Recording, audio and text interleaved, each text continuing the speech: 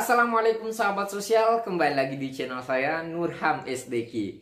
Oke sahabat sosial, bagaimana kabar? Saya doakan semuanya dalam keadaan sehat walafiat, rezeki lancar dan pastinya segala urusan dimudahkan. Amin amin ya robbal alamin. Alhamdulillah bantuan PKH sudah cair dan ini sudah disalurkan langsung oleh Bapak Presiden Joko Widodo. Namun yang menjadi masalah, ternyata bantuan-bantuan ini itu belum masuk ke rekening sahabat sosial. Dan ada yang tidak sesuai nominal karena yang diterima sebelumnya itu mungkin lebih banyak atau mungkin agak sedikit. Karena ternyata ada perubahan skema lagi nih di tahun 2021. Nah, bagaimana penjelasannya? Tolong disimak baik-baik. Oke sahabat sosial, pertanggal 4 Januari kemarin itu sesuai janji Ibu Risma Menteri Sosial yang baru bahwa bantuan sosial akan disalurkan. Namun ternyata setelah bolak-balik ke ATM, bantuan tersebut ternyata itu belum masuk sama sekali. Konfirmasi dari sahabat sosial yang lain, ternyata yang baru masuk itu bantuan program sembako atau bantuan pangan non tunai. Nah, sedangkan yang bantuan program keluarga harapan itu belum ada masuk sama sekali sahabat sosial. Nah, kira-kira apa penyebabnya?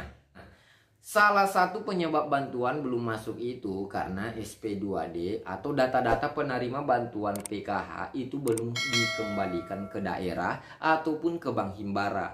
Jadi begini sahabat sosial, saya mencoba menjelaskan secara sederhana ya, bahwa Kementerian Sosial melalui Menteri Sosial melalui Kementerian Sosial itu mengambil data-data penerima bantuan sosial dari daerah. Setelah itu data-data penerima ini nantinya itu diajukan dulu ke Kementerian Keuangan. Nanti Menteri Keuangan menetapkan dan menyuruh Bank Himbara untuk mentransferkan uang sahabat sosial ke rekening sahabat sosial masing-masing. Itulah kenapa mungkin ada keterlambatan masuk ke rekening sahabat sosial.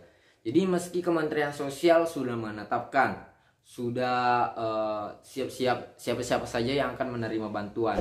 Misalnya di Jawa segini, di Sulawesi begini, di Papua segini. Tapi kalau misalnya Kementerian Keuangan itu belum mengirim, ya sama saja kan, belum masuk.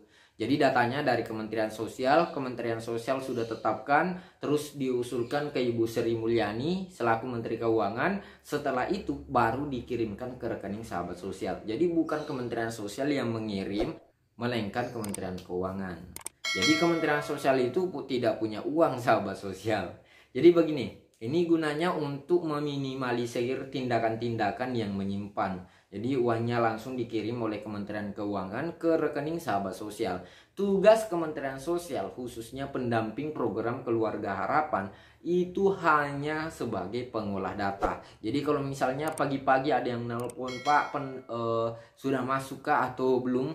Ingat, pendamping itu hanya pengolah data ibu-ibu dan bukan mereka yang mengirimkan uang atau bantuan sahabat sosial ke rekeningnya. Tapi tidak ada salahnya ini dikonfirmasi ke pendamping sebelum ke ATM antri berlama-lama.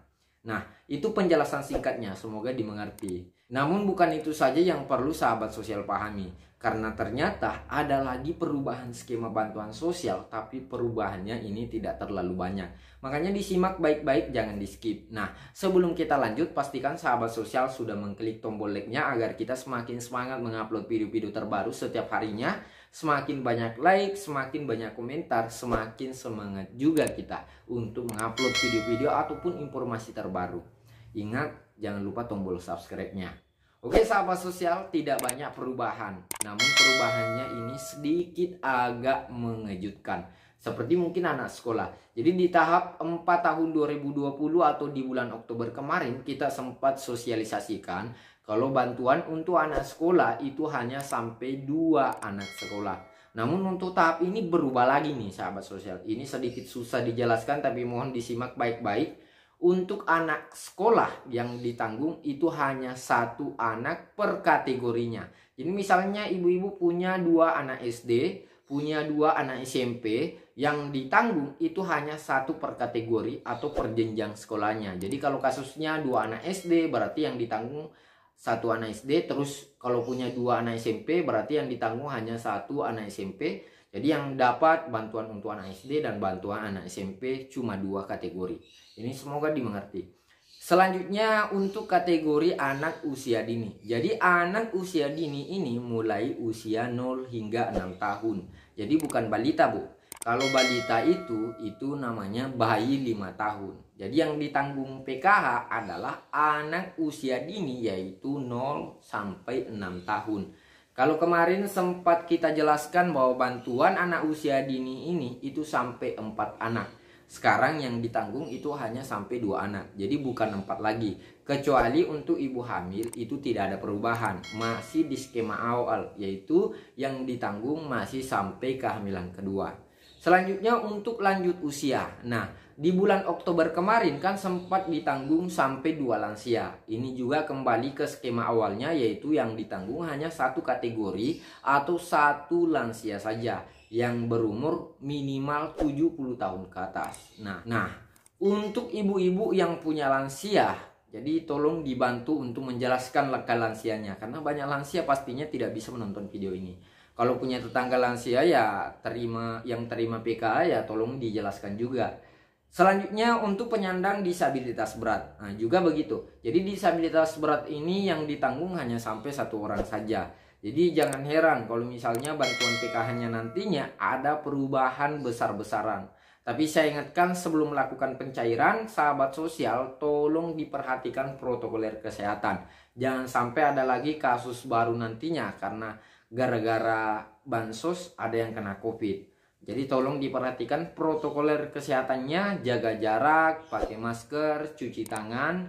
Kalau ambilnya di ATM ataupun di agen, tolong jangan bergerombol. Nah, jadi sahabat sosial, untuk nominal bantuannya ini itu tidak ada perubahan sama sekali. Untuk ibu hamil masih 3 juta per tahunnya atau per tahapnya itu 750.000. Sedangkan untuk anak usia dini masih sama 3 juta juga dan 750.000 per tahapnya. Untuk anak sekolah kategori SD 900.000 atau 225.000 per tahap. Anak SMP 1,5 atau 375 per tahunnya. Sedangkan untuk anak SMA 2 juta per tahunnya atau 500.000 per tahapnya. Untuk lansia dan disabilitas berat masih sama 2,4 juta per tahun atau 600.000 per tahap. Dan ingat, untuk penderita TBC juga itu masih dapat karena TBC ini masuk komponen kesehatan, jadi dapatnya 3 juta per tahunnya. Nah, saya mau memperlihatkan penjelasan langsung secara tertulis, jadi tolong disimak baik-baik. Namun sebelum itu saya pastikan saya ingin mengucapkan terima kasih banyak sudah menyimak video ini sampai selesai. Jika ada kekurangan ataupun ada yang belum dimengerti, tolong langsung dipertanyakan di kolom komentar. Semoga kita semakin akrab untuk tahun ini, diberi kesehatan semuanya, agar kita masih bisa terus untuk saling berinteraksi. Sampai jumpa di lapangan, semoga penyalurannya lebih cepat ke depannya, agar setelah itu kita akan melakukan pertemuan kelompok lagi. Sampai jumpa, assalamualaikum.